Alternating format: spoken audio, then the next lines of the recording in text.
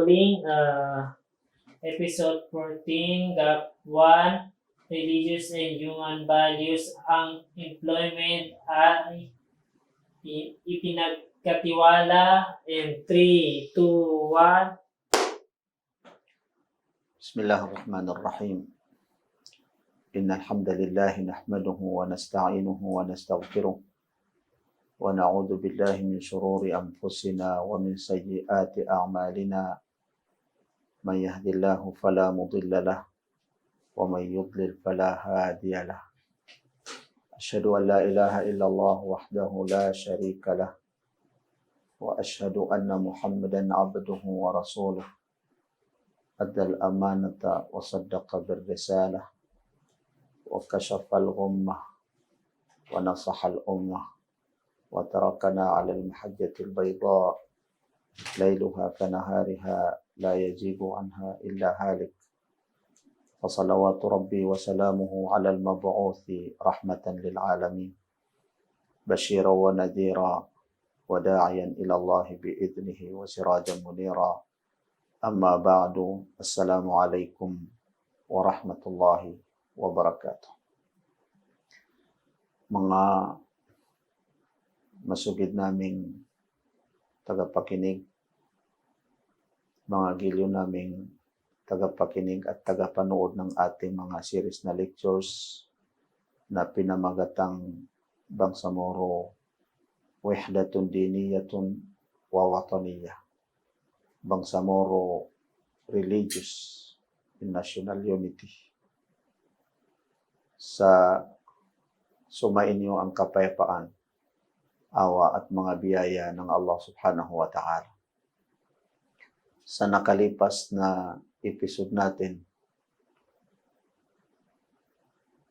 ika-13 episode, ay tinalakay natin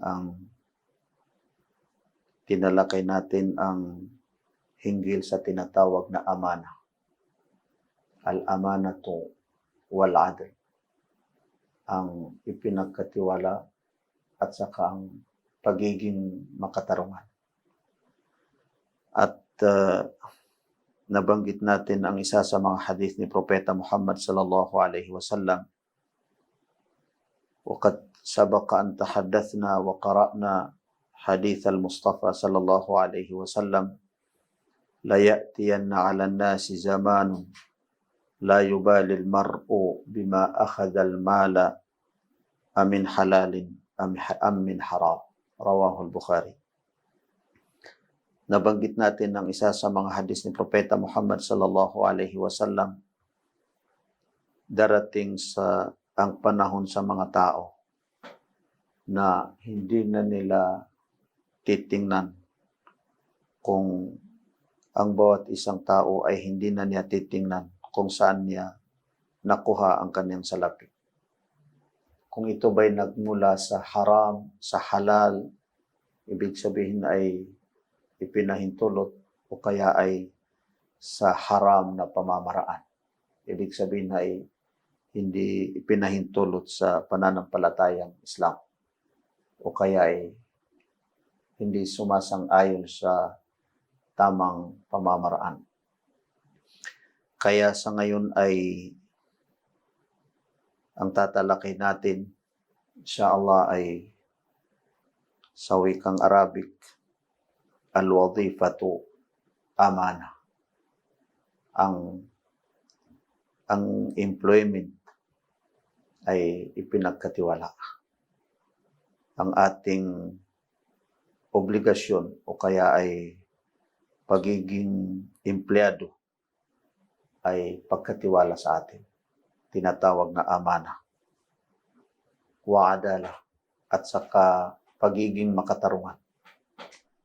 Kinakailangan na may pagkatiwala sa atin ang ating anumang employment at kinakailangan na maging makatarungan tayo sa ating employment deal. Wa ibadatun bil amalil wadhifi. Sapagkat mga kapatid at mga kasamang mga Bangsamoro, ang ang employment o mayroong tinatawag ng mga ulama na isa sa mga pagsasamba ang pagsasamba sa pamamagitan ng anumang obligasyon natin sa ating employment. Kung saan tayo nag-employ ay lahat ng mga obligasyon natin o pagsunod natin pagsunod natin sa mga katungkulan natin o sa mga ipinagkatiwala sa atin ay kabilang sa mga pagsasamba.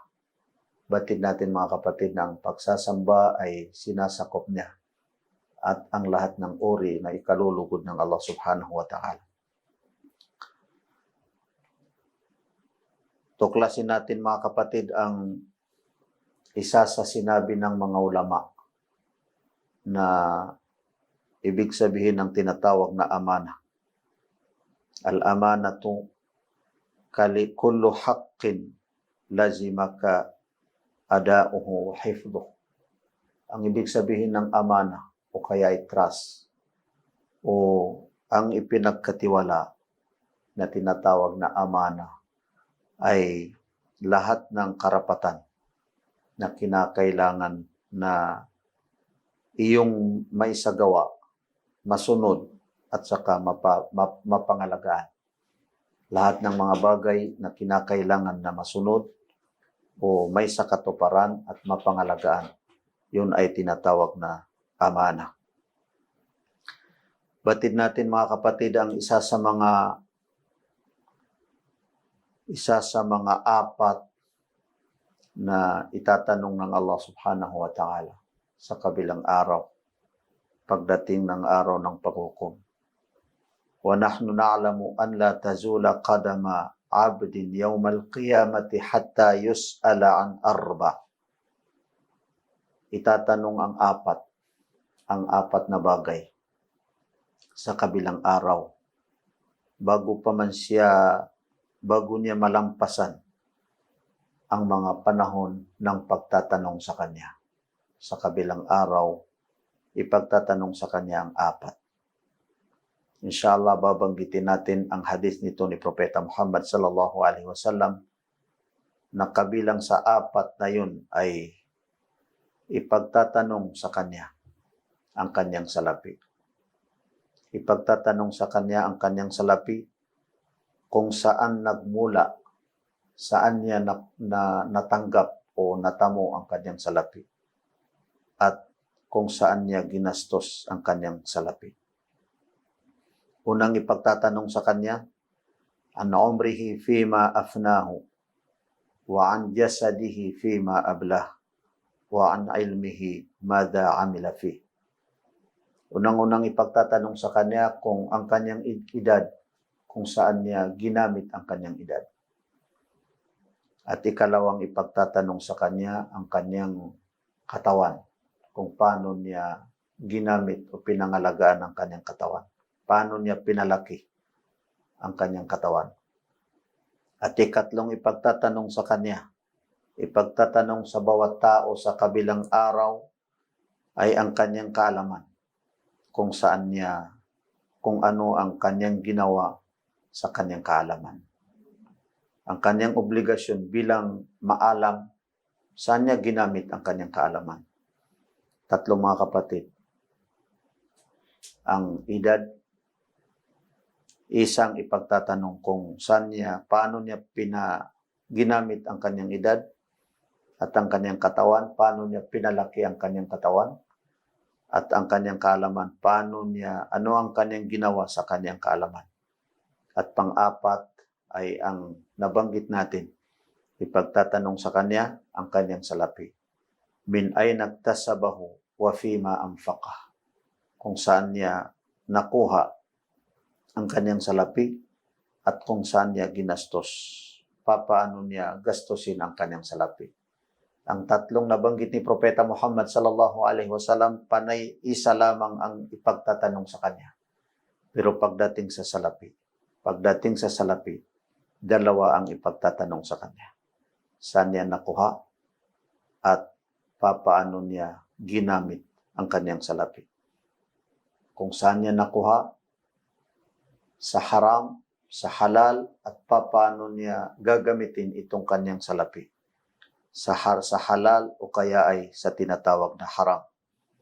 Ang hadith na ito ay isinalaysay ni Ibn Hibban wa Tirmidhi. Yaqulu surahul hadith. Sabi ng mga ulama na nagpaliwanag sa hadith na ito ni Propeta Muhammad sallallahu alaihi wasallam, al-anbiya'u la yus'aluna hadhihi al-as'ilata al-arba'ah. Yus'aluna li'idhari syarafihim. Hal ballagtum? Ang mga propeta daw ay hindi sila tatanungin sa apat na bagay na ito na nabanggit natin mga kapatid, mga masugid naming tagapakinig. Subalit, ang ipagtatanong sa kanila, sa mga propeta, sinabi niyo ba sa mga tao ang kaalaman, ang nararapat sa kanila? Yun lamang ang ipagtatanong sa kanila. Kaya sinisikap din natin lahat ng mga alam natin na mga kaalaman, katuruan, ang mga values, ang mga halaga, ang mga qiyam na sumasang-ayon sa pananampalataya at sumasang-ayon din sa standard na values o halaga ng mga tao sa buong mundo ay ipinaabot natin, iniaabot natin sa mga kapatid natin sapagkat iniiwasan natin na pagdating ng araw ng paghukom ay ipagtatanong sa atin kung ito ba'y naiabot natin, nagampanan natin ang sinabi ni Propeta Muhammad sallallahu alaihi wasallam, balighu anni walau bi ayah. Inyong banggitin. Ako ay inyong dapat na banggitin sa kanila, sa mga tao, kahit isa lamang talata o kaya ay kahit isa lamang hadith ni Propeta Muhammad sallallahu alaihi wasallam. Mga kapatid, ang pag-hajj mula sa haram o mula sa salaping haram ayon sa nabanggit ng isa sa mga pantas o mga sinaunang mga pantas na si Sufyan al-Thawri rahimahullah. Hajjun min malin haram kaghaslil malabisi min al-bawl. Ang pag-hajj na mula sa haram, mula sa salaping haram, ang gagastusin sa pag-hajj. So, nabanggit lamang ang pag-hajj. Pero lahat ng mga ginagastos natin, kahit man saan natin gagastusin, sa ating sarili, sa ating mga pamilya, sa ating mga kaibigan, sa ating komunidad, igawa natin ng moske, kahit pa igawa natin ng madrasa o kaya anuman, kung yun ay nagmula sa haram, ayon sa kay Sufyan al-Thawri, kaghaslil malabisi min al-bawl, ay katulad ng paglilinis o paglalaba sa ating mga damit na mula ang tubig na gagamitin natin ay mula sa ihi. Walang malisyo sa pananampalataya, mga kapatid. So, ibig sabihin, hindi magiging malinis ang damit mo kung lalabahan mo mula sa tubig o kaya ay sa ihi. So, gayon din ang ginagawa mo kahit pa pagsasamba sa Allah subhanahu wa ta'ala, katulad ng nabanggit ni Sufyan al-Thawri rahimahullah, kahit pagagastusin mo sa pag-hajj, ay hindi ka gaganti pala ng Allah subhanahu wa ta'ala sapagkat mula sa salaping haram, hindi mula sa tinatawag na halal. Al-hajju liman istata'a ilayhi sabila. Ang ating pag-hajj, mga kapatid, ay kabilang sa mga haligi ng pananampalatayang Islam. 5 haligi ng pananampalatayang Islam. At yan ay naipaliwanag natin, mga kapatid. Pero batid natin na ang pag-hajj, liman istata'a ilayhi sabila, ay kung sino man ang may kakayanan sa kanyang para makarating sa hajj, para makagastos.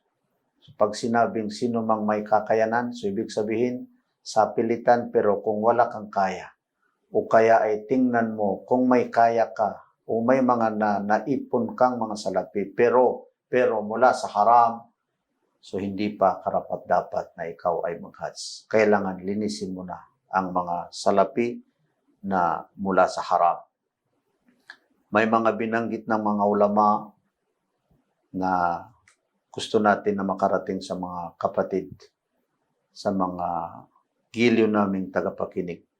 Thalathu duyufin ya'tuna bila maw'id, ar-rizqu wal qadaru wal maut. May tatlong bagay, may mga tatlong bisita na dumarating sa tao, dumarating sa atin. Ang tatlo na ito ay darating ng walang schedule, na kahit walang usapan, kahit walang schedule ay bigla silang makakarating. Ang ating salapi, ang awa o kaya mga biyaya na mula sa Allah subhanahu wa ta'ala.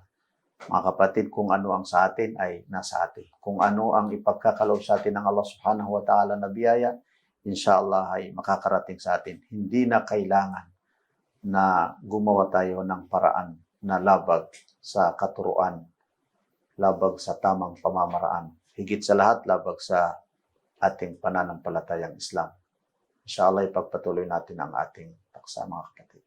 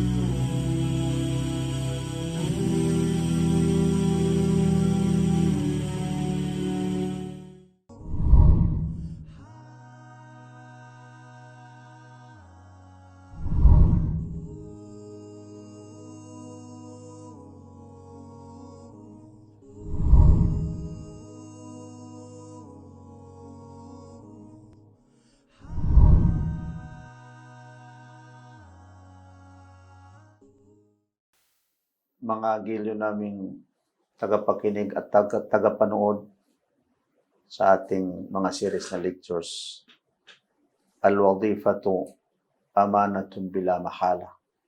Ang employment ay ipinagkatiwala, walang pag-aninlangan. Ito ay ipinagkatiwala sa atin, mga kapatid. Wal ada'ul wadhifi haqqan adala. At ang pagsunod natin o pagsagawa natin sa ating mga obligasyon, sa kung saan man tayo nag-employ, katotohanan na iyon ay pagiging makatarungan. Tingnan niyo, mga kapatid, ang isa sa sinabi ni Propeta Muhammad sallallahu alaihi wasallam, at-tajirul aminu as-saduqul muslimu ma'an nabiyyina was-siddiqina wash-shuhada'i yawmal qiyamah. Hadithun sahahahu al-Albani. Ang nangangalakal na mapagkatiwalaan, at tapat sa kanyang pangangalakal, hindi marunong maglinlang o magsinungaling, at Muslim, ay kabilang sa mga propeta, maging kabilang sa mga propeta, kasama sa grupo ng mga propeta, was-siddiqin, at mga tapat na mga tao, at kabilang din sa mga martir na mga tao, mga syuhada, yaong mga tao na martir alang-alang sa Allah subhanahu wa ta'ala. pagdating ng araw ng paghukom. Falmuwadhafu yanbaghi an yuraqib Allah fi mahamihi wa awqatihi. Ang isang empleyado, mga kapatid na mga bangsamoro, nararapat sa kanya na isa puso niya na nakikita siya ng Allah subhanahu wa ta'ala. Nakikita siya. Nagmamanman sa kanyang Allah subhanahu wa ta'ala, sa kanyang mga ginagawa, sa kanyang mga obligasyon, kahit pa sa kanyang mga oras. Yung mga oras na naitakda sa isang empleyado, yun ay tinitingnan ng Allah subhanahu wa ta'ala. Pagdating ng araw ng paghukom, tatanungin siya ng Allah subhanahu wa ta'ala. Maging tapat siya sa kanyang ginagawa. Banggitin natin ang isa sa mga nabanggit ni Al-Allama Al-Sheikh Uthaymin rahimahullah. Kabilang ito sa mga kinilalang malaking ulama o pantas sa pananampalatayang Islam. فَالْمُوَظَّفُ الَّذِي يَتَعَلَّقُ قَلْبُهُ بِمُرَتَّبِهِ تَعَلُّقًا كَامِلًا مَعَ الْغَفْلَةِ عَنِ الْمُسَبِّبِ وَهُوَ اللَّهُ فَهَذَا نَوْعٌ مِنَ الشِّرْكِ. Ang isang empleyado, ayon sa kay Al-Allama Al-Sheikh Uthaymin rahimahullah, ang isang empleyado na laging nakasalaylay o nakakonekta ang kanyang kalooban sa kanyang salapi, sa kanyang sweldo lamang. Kompleto ang kanyang pagkakonekta sa kanyang sweldo lamang. Ibig sabihin, ma'al ghaflat, ibig sabihin na hindi na niya maisip kung sino ba, saan manggagaling ang kanyang sweldo. Ang sweldo niya ay hindi na niya maisip na iyon ay biyaya sa kanya ng Allah subhanahu wa ta'ala. So, yung empleyado na yun, yung kanyang ginagawa, yung kanyang naiisip, yung kanyang pamamaraan ay kabilang sa mga pagtatambal. So, ibig sabihin, pwede pa rin magtambal sa Allah subhanahu wa ta'ala ang isang empleyado. Hindi lamang magtambal sa Allah subhanahu wa ta'ala. Pwede rin magnakaw ang isang empleyado. Pwede rin lahat makagawa ng hindi karapat-dapat at makasira sa pananampalataya ang isang empleyado. Kung hindi niya isa puso na lagi niya kasama at tinitingnan siya ng Allah subhanahu wa ta'ala. Mayroong talata ng Allah subhanahu wa ta'ala sa suratu Ali Imran, وَتِلْكَ الْأَيَّامُ نُدَاوِلُهَا بَيْنَ النَّاسِ. يقول الإمام الشعراوي في معنى الآية: تدور الحياة ثم يصاب كل ظالم بما ظلم ولا تحزن فربك أعدل العادلين يأخذ حقك ولو بعد حين. Sabi ng Allah subhanahu wa ta'ala sa suratu Ali Imran, ayon sa kahulugan ng talatang ito ng Allah subhanahu wa ta'ala, وَتِلْكَ الْأَيَّامُ نُدَاوِلُهَا بَيْنَ النَّاسِ. Yan ang mga araw na binabago ng Allah subhanahu wa ta'ala sa mga tao. Ibig sabihin, binabaguhan ng Allah subhanahu wa ta'ala ang mga araw para sa mga tao. Sabi ni Al-Imam Al-Sha'rawi, isa din ito sa mga kinilalang malaki sa mga ulama sa ayon sa kanyang pagpapaliwanag sa talatang ito ng Allah subhanahu wa ta'ala, tadurul hayatu thumma yusabu kullu zalimin. Umiikot daw ang ating buhay. Umiikot ang ating buhay. Ang buhay ng mga tao ay umiikot. Pagkatapos ay matatamasa ng sino mang ng api ang kanyang pang-api. Kung ano man ang kanyang inapi. Darating ang panahon na kanyang matamasa, kanyang matamo ang kasamaan ng kanyang pang-aapi. mahaba ang kanyang sinabi, pero ang pinakahuli, la tahzan, huwag ka malungkot, farabbuka a'dalul adilin. Ang Allah subhanahu wa ta'ala, ang iyong Panginoon, ang siyang pinakamakatarungan sa lahat ng mga makatarungan. Ya'khudhu haqqaka, kanyang kukunin ang karapatan mo. Kanyang ipagkaloob sa iyo ang karapatan mo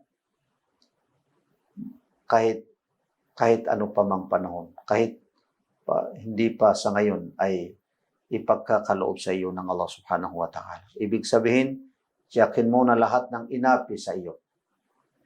Inapi sa sweldo mo. Inapi sa katungkulan mo. Karangalan mo. Darating ang panahon na ipagkakaloob sa iyo ng Allah subhanahu wa ta'ala. Kabilang araw ay matamo mo ang gantimpala ng Allah subhanahu wa ta'ala. Mga kapatid, napakahalaga ang tinatawag na pagkatiwala o tinatawag na amana. Nabanggit natin ang talata ng Allah subhanahu wa ta'ala sa nakalipas na episode natin. Inna aradna al-amanata ala samawati wal ardi wal jibal fa abayna ay yahmilnaha wa hamalaha al-insanu innahu kana zaluman jahula. Ang mga kalangitan, kalupaan, at ang mga kabundukan, hindi nila tinanggap ang tinatawag na amana. Subalit ang mga tao ang tumanggap. Sabi ni Propeta Muhammad sallallahu alaihi wasallam na isinalaysay ang hadith na ito, ay isinalaysay ni Anas ibn Malik na sinabing sahih na hadith ni Al-Sheikh Al-Allama, Al-Sheikh Al-Albani, rahimahullah,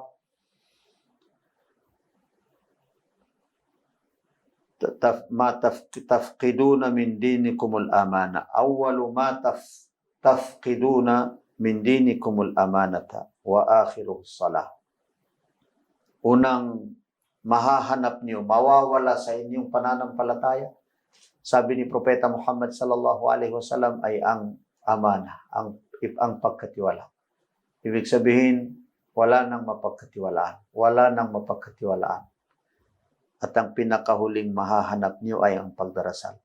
Pinakahuli ay ang pagdarasal. Ano baga ang napapansin natin sa ngayon, mga kapatid? Tayo na mga bangsamoro. Nasana yung tinatawag na amana. Marami ng mga naririnig natin at nakikita natin na pagkakawala ng tinatawag na amana o pagkatiwala. Mga kapatid, adaul amanati miftahur rizq, sabi ng mga ulama. Kapag may pagkatiwala sa iyo ang amana, ang ipinagkatiwala, yan ay susi ng mga biyaya na mula sa Allah subhanahu wa ta'ala. So, ibig sabihin, kapag mapagkatiwalaan ka, lalong dadami ang mga biyaya na ipagkakaloob sa iyo ng Allah subhanahu wa ta'ala. Wa inna minal amanatil hamati fi hayatil afradi wal mujtama'ati wad duwali al amanatu fil mihnati wal amanatu fil amali wal amanatu fil wadhifa. Al-amanatu fil muhafadhati 'ala al-mal al-'am. Ito ay nabanggit ni Al-Sheikh Dr. Saad Turki Al-Khuthlan. Ayon sa kanya, kabilang sa mga ipinagkatiwala, mahalagang ipinagkatiwala sa mga tao, sa buhay ng mga individual na mga tao, sa komunidad at saka sa mga gobyerno, sa mga estado ay ang pagkakatiwala. Ang pagkakatiwala sa mga skills, sa kanilang mga skills. May pagkatiwala ba sa kanilang mga kagalingan o kaya ay mga skills? Ang pagkatiwala sa kanilang mga ginagawa, sa kanilang mga ginatrabaho, at ang pagkakatiwala sa kanilang employment. Al-amanatu fil muhafadha, at gayon din ang pagkakatiwala sa pamamagitan ng pangangalaga sa salapi ng karamihan o salapi ng marami. Ibig sabihin, yung mga salapi na para sa estado o para sa maraming tao. mayroong isang programa, mga kapatid. Isang programa sa TV. Barnamijun Fada'i bi'unwan Nazahatun. Ang pamagat nito ay kadalisayan o kalinisan. Isang programa na ibinibigay ni Sheikh Salim An-Nu'mani yatahaddathu fiha fil halqati tasi'ati anil wadhifati amana. Si Sheikh Dr. Sheikh Salim An-Nu'mani sa ikasyam na episode ay kanyang pinag-usapan o tinatalakay ang paksang al-wadhifatu amana. Ang employment ay pagkatiwala o kaya ay ipinagkatiwala. Wa barnamijun akhar li ba'd al-ulama al-wadhifatu amana. Isang programa din ng kabilang sa mga ulama na ang pamagat, ang employment ay ipinagkatiwala. Wa yawmal qiyamati hasratun wa nadama. Pagdating ng araw ng paghukom ay pagsisisi sa kabilang araw. Kung hindi ka mapagkatiwalaan sa iyong employment, sa iyong ginagawa, pagdating ng araw ng paghukom ay mapagsisihan mo. Al-wadhifatu amanatun wal kullu mas'ulun 'anil waraqi wal qalami wal hatifi wa fadlan 'anil waqti wa injazil maham. Ang employment ay ipinagkatiwala. Bawat isa ay ipagtatanong sa kanya.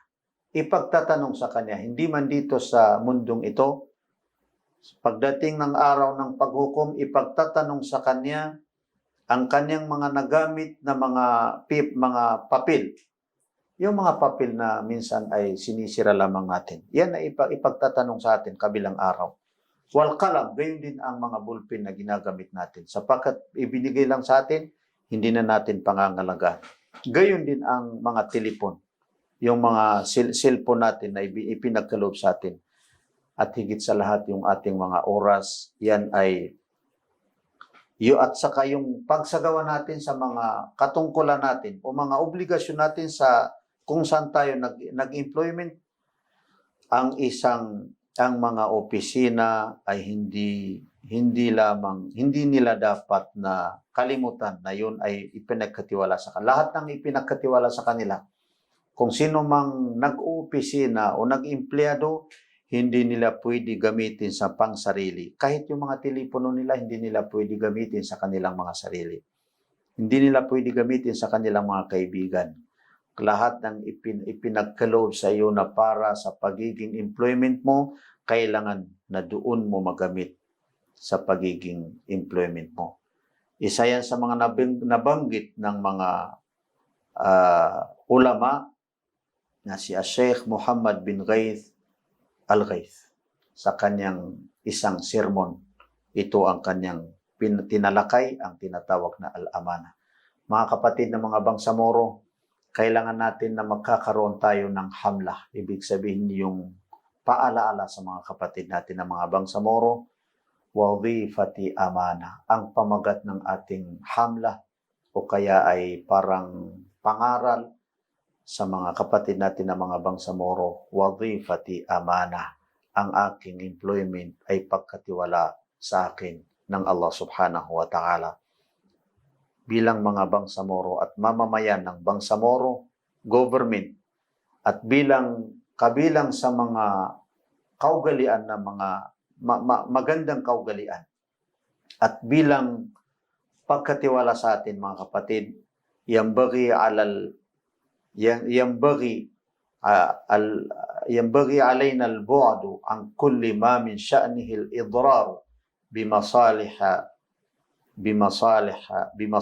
مؤسسة ومجتمع ودولة. Kailangan may sa puso ng bawat isa sa atin at masabi natin sa ating mga sarili na kailangan na hindi ako makagawa ng anumang mga bagay na labag sa ikabubuti ng aking organisasyon, ang aking foundation, ang aking community, higit sa lahat, na labag sa ikabubuti ng aking gobyerno ng Bangsamoro. Kailangan natin mga kapatid na hindi natin magamit ang ating mga ipinagkatiwala sa atin na employment o kaya ay mga power sa mga pansariling pangangailangan. Adamu muhabati saksin aw jihatin ala hisabil akharin. Huwag natin sikapin natin na hindi natin makuha ang pag-aari ng mga kapwa natin, ng mga kaempleyado natin mga kapatid.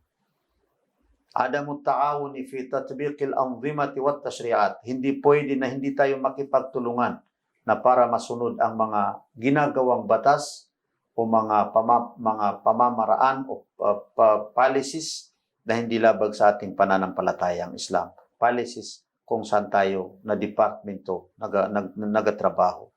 Al-bu'du anil kasbi ghairil mashru' at lumayo tayo sa sikapin natin na makalayo sa anumang mga pamamaraan para makaipon ng mga salapi na hindi sumasang-ayon o kaya ay hindi tamang pamamaraan. Ibig sabihin, hindi sumasang-ayon sa ating pananampalatayang Islam.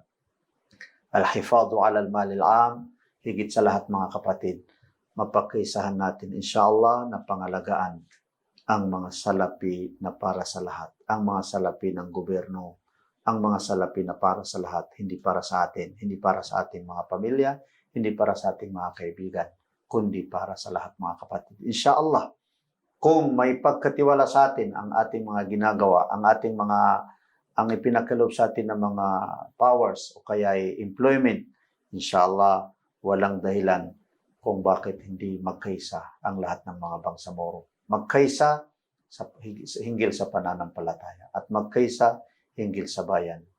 Mga kapatid, hanggang dito lamang mga kapatid. Assalamualaikum warahmatullahi wabarakatuh.